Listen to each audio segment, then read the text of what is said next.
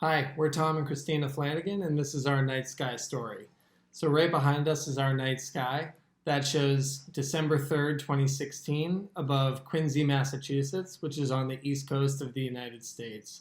That's the night that Christina and I were married, and we actually got this night sky picture to commemorate our wedding on our 1 year anniversary.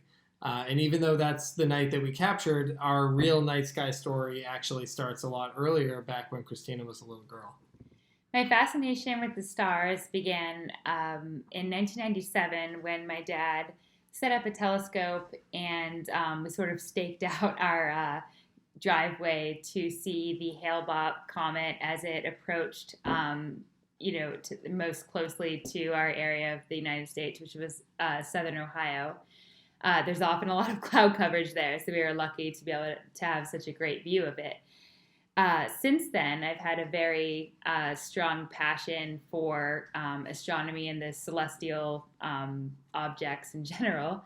And when I went to college, I actually took 3 courses in astronomy, one of which I went to school in New Hampshire, was in the winter because that was when the sky was the clearest. And so we had the lab in the winter.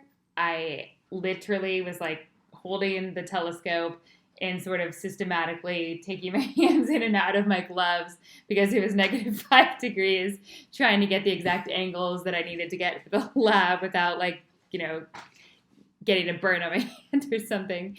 But I loved it. And, being in New Hampshire where there's so little light pollution was very different from where I grew up in Ohio with, so, like I said, so much cloud coverage. So I really began to enjoy the night sky even more after that.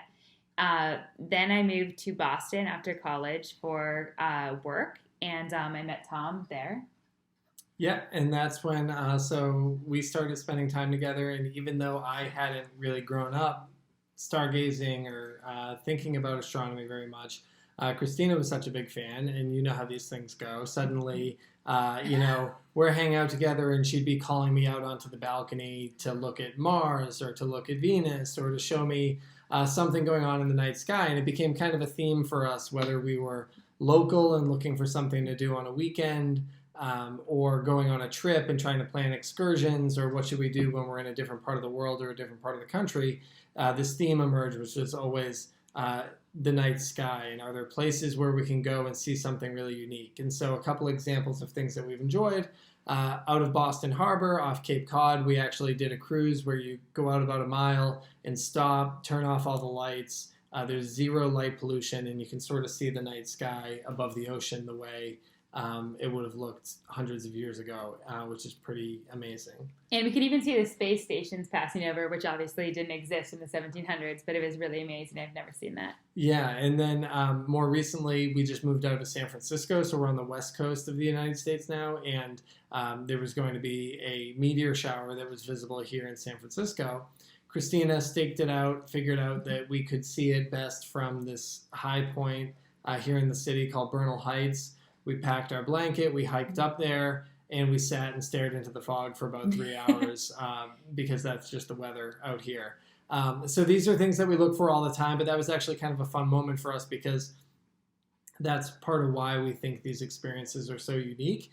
They're not guaranteed, they're fleeting, these things come and go, and it can be disappointing when you miss one, but it makes it all that more special when things do line up properly. And so when we think about our bucket list of night sky, stargazing expeditions around the world, you can imagine seeing the Northern Lights in Iceland is absolutely top of the list. And I've been hearing for a long time about how much we should go there and how important it would be for us to go there. So that's number one on the bucket list for sure.